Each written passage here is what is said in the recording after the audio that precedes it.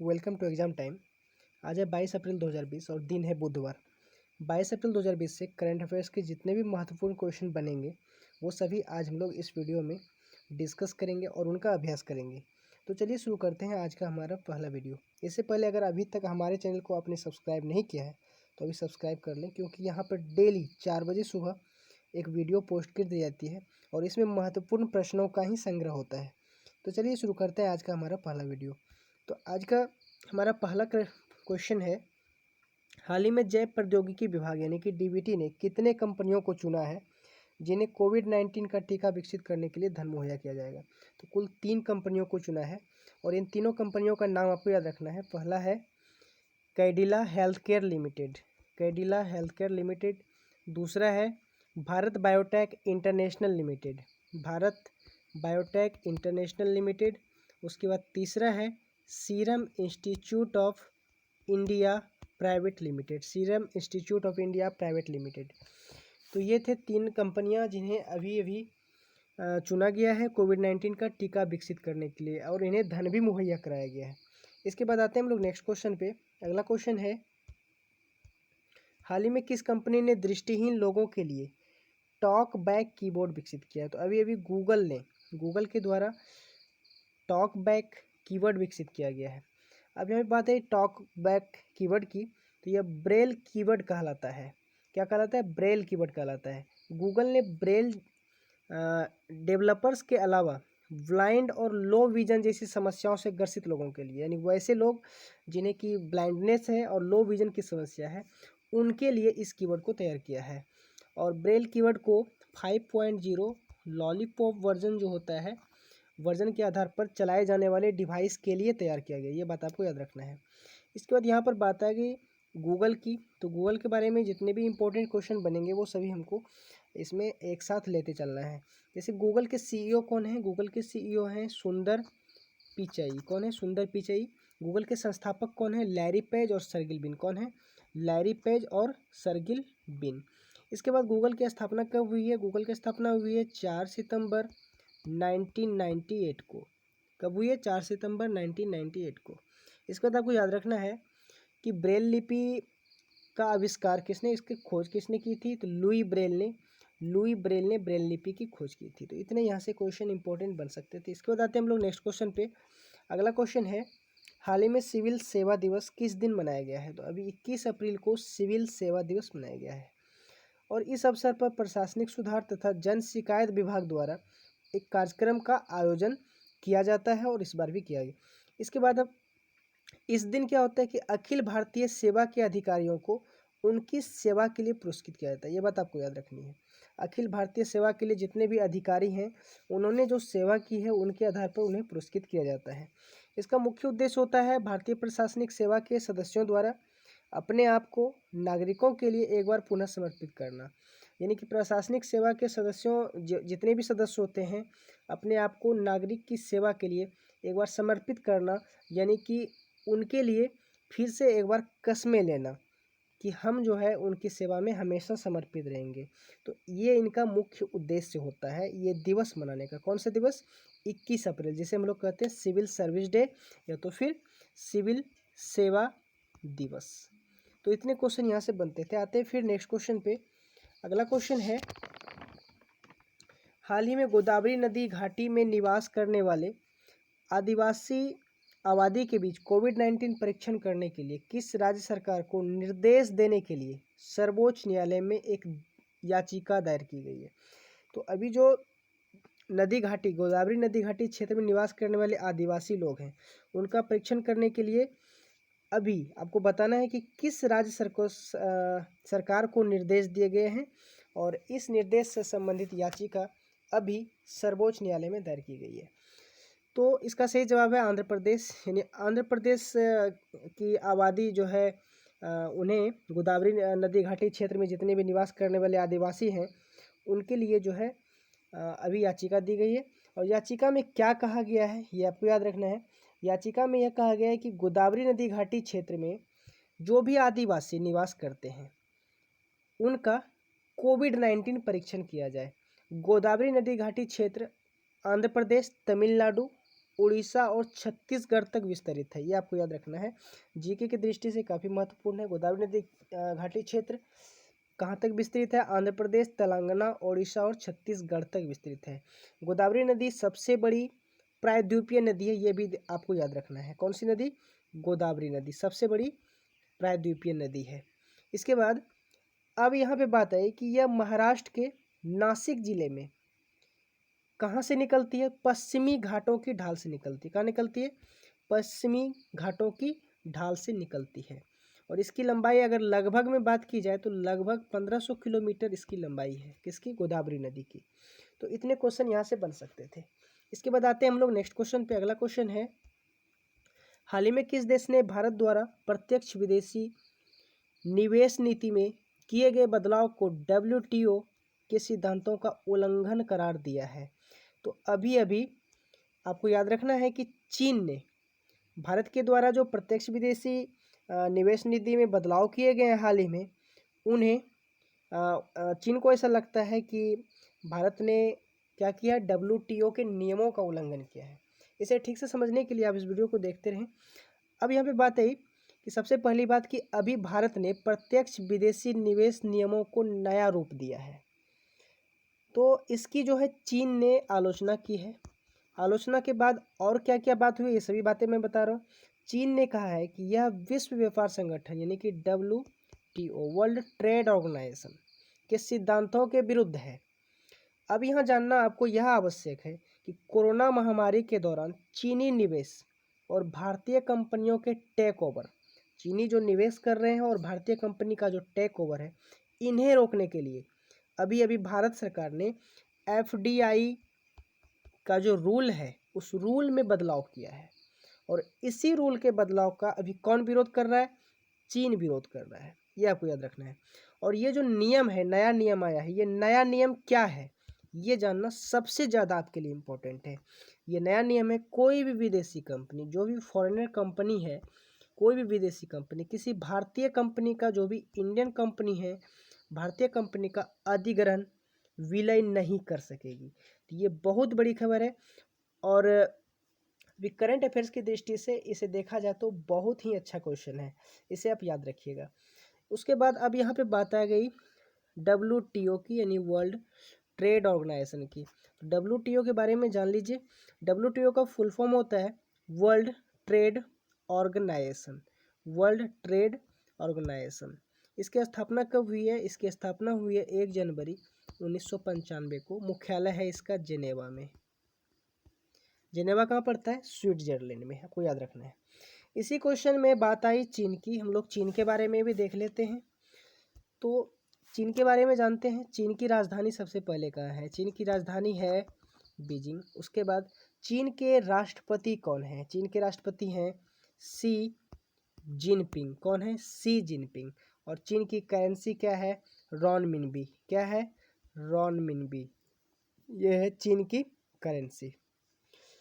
तो यहाँ पे थोड़ी सी आपको परेशानी हो सकती है क्योंकि माइक मेरा उतना अच्छा नहीं है इस कारण से। तो आने वाले दिनों में मैं इसमें इम्प्रूवमेंट करूँगा, तो थोड़ा सा मैनेज कीजिए फ्रेंड। इसके बाद हम लोग आते हैं नेक्स्ट क्वेश्चन पे।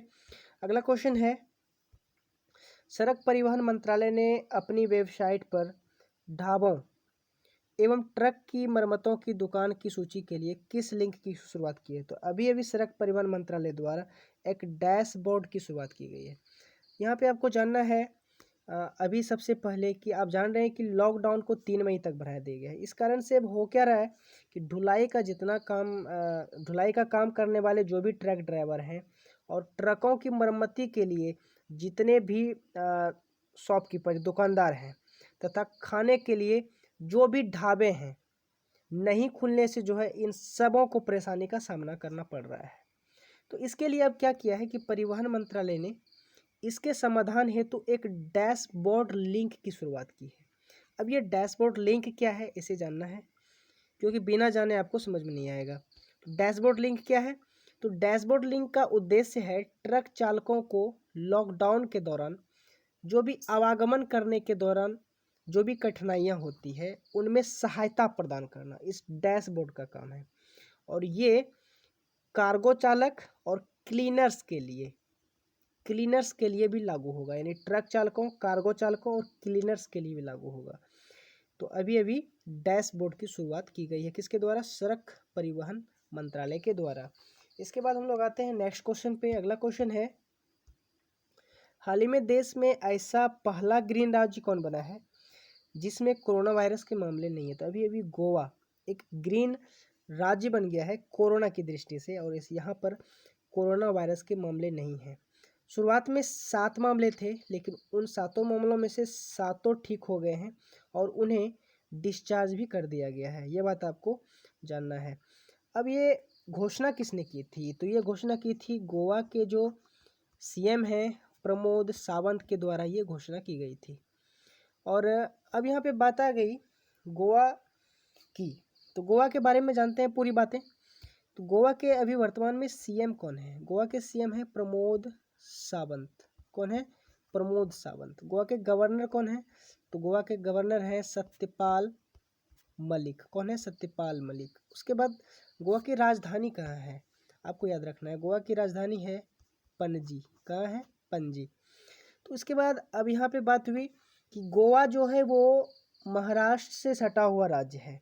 क्योंकि महाराष्ट्र में कोरोना के इतने केसेस हैं और गोवा कोरोना मुक्त हो चुका है, तो निश्चित तौर पे गोवा के लिए एक गर्व वाली बात होगी यहाँ पर।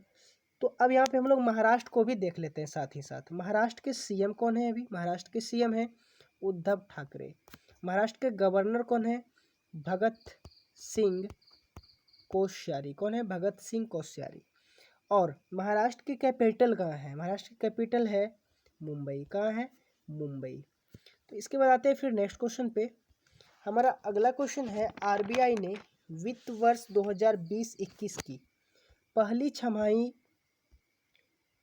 के शेष भाग के लिए अग्रिम सीमा को 1.2 लाख करोड़ रुपए से बढ़ाकर कितने लाख करोड़ रुपए करने की घोषणा की है? तो 1.2 करोड़ लाख रुपए से बढ़ाकर 2 लाख करोड़ रुपए करने की घोषणा कर दी गई है। किनके द्वारा? आरबीआई के द्वारा। अब यहाँ पे जानना है आपको कि ये जो पहली छमाही है चालू वित्त वर्ष की, ये अप्रैल से सितंबर के बीच की होगी। और इस अवधि के खर्च को पूरा करने के लिए, आपको याद रखना है, खर्च को पूरा करने के लिए 1.2 लाख करोड़ से इसे बढ़ाकर अब 2 लाख करोड़ कर दिया जाएगा। ठीक है।